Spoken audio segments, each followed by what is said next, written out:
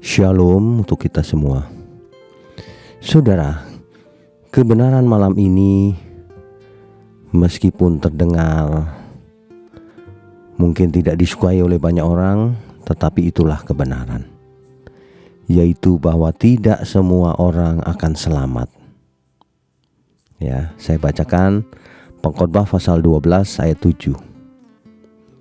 Dan debu kembali menjadi tanah seperti semula, dan roh kembali kepada Allah yang mengaruniakannya. Kalau membaca ayat ini tidak mengerti konteksnya, maka semua akan berpikir tubuh kita ini hancur menjadi tanah, tapi roh kita selamat karena kembali kepada Allah. Ini kesalahan cara baca Alkitab, saudara. Ya, hanya berdasarkan satu ayat Tiyah. Padahal justru setelah kematian itu ada penghakiman. Ada penghakiman, saudara. Jadi kita pengkhotbah ini bicara untuk orang benar. Kalau orang benar, rohnya pasti kembali kepada Allah yang mengaruniakannya. Itu konteksnya, saudara. Ya. 2 Korintus pasal 5 ayat 10, saudara. Sebab kita semua harus menghadap tahta pengadilan Kristus, supaya, perhatikan baik-baik ini, supaya setiap orang memperoleh apa yang patut diterimanya sesuai dengan yang dilakukannya dalam hidupnya, baik ataupun jahat. Jelas orang baik akan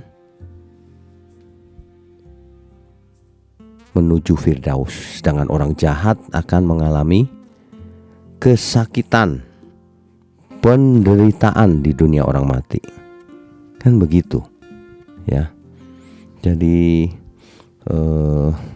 jangan sampai di antara kita ini hidup sembarangan karena satu ayat itu. Semua kembali kok, Pak. Itu, ya.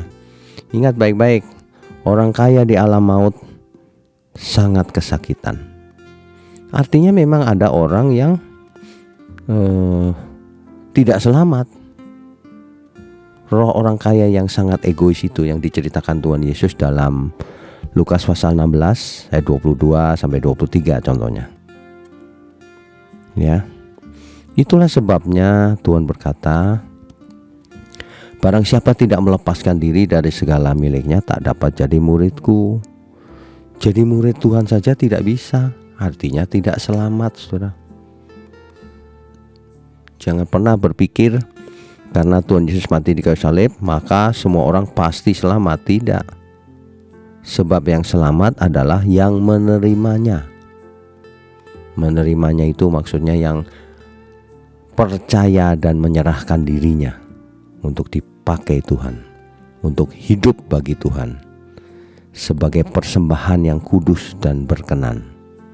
Ya, jadi mati itu bukan tidur, bukan istirahat, bukan lenyap, bukan berhenti, tapi ada di dunia roh, masih sadar dan menanggung akibatnya apa yang dilakukannya selama hidupnya ini. Selamat beristirahat, saudara. Tuhan Yesus memberkati kita semua. Amin.